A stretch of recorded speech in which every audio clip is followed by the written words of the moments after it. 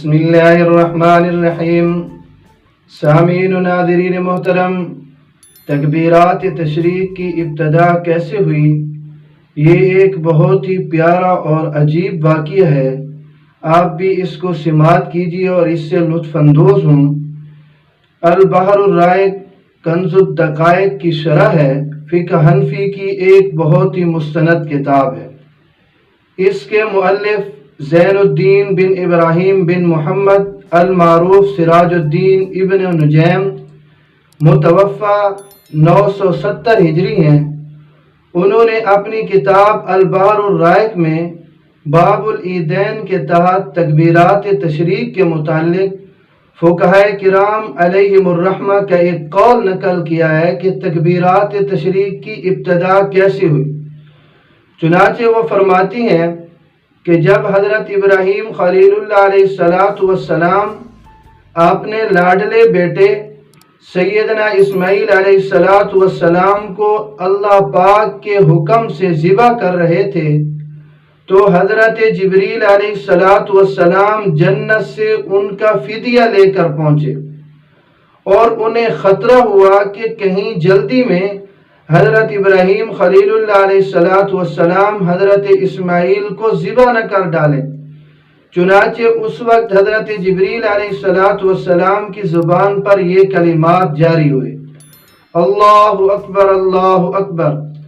جب سیدنا ابراہیم خلیل اللہ علیہ السلام کی نظر حضرت جبریل پر پڑی تو دیکھا کہ وہ فدیہ لے کر پہنچے ہوئے ہیں، تو ان کی زبان پر یہ کلمات جاری ہوئے، لا الہ الا اللہ واللہ اکبر۔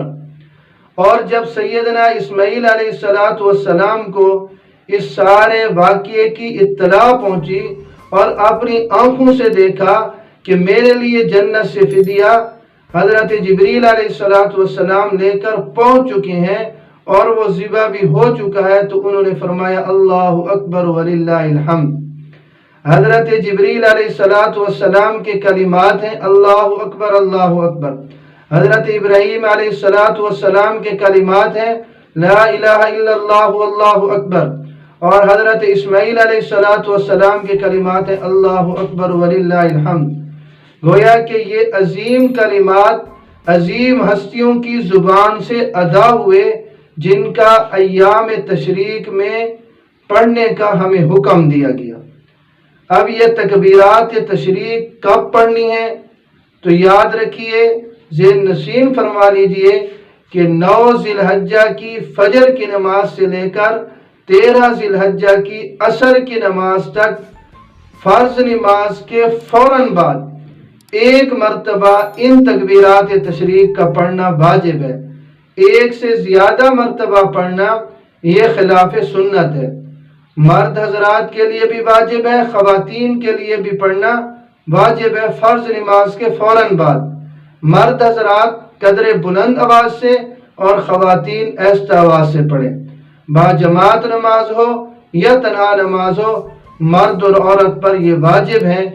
اور اگر کسی کو یہ تکبیرات تشریق فرض نماز کے فوراً بعد بھول گئیں اور اس نے نماز کے منافی کوئی کام نہیں کیا، مثلا اپنا سینہ قبلے سے نہیں پھیرا، بات چیت نہیں کی یا ہنسا نہیں، نماز کے منافی کوئی کام نہیں کیا اور یاد آ گئی تو ان کو پڑھ لے۔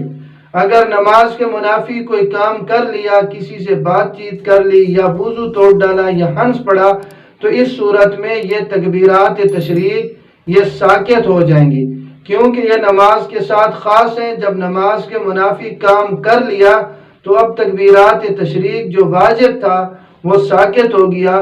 اس واجب کو چھوڑنے کی وجہ سے یہ گناہ گار ہوگا، توبہ اور استغفار لازم ہوگی تاکہ یہ گناہ اس کا ختم ہو جائے، مٹ جائے۔ یہ تکبیرات تشریق کی قضا صرف اور صرف توبہ اور استغفار ہے، اس کے علاوہ اس کی کوئی قضا نہیں ہے۔ اللہ رب العزت مجھے اور آپ سب کو صراط مستقیم پر چلنے کی توفیق نصیب فرمائے۔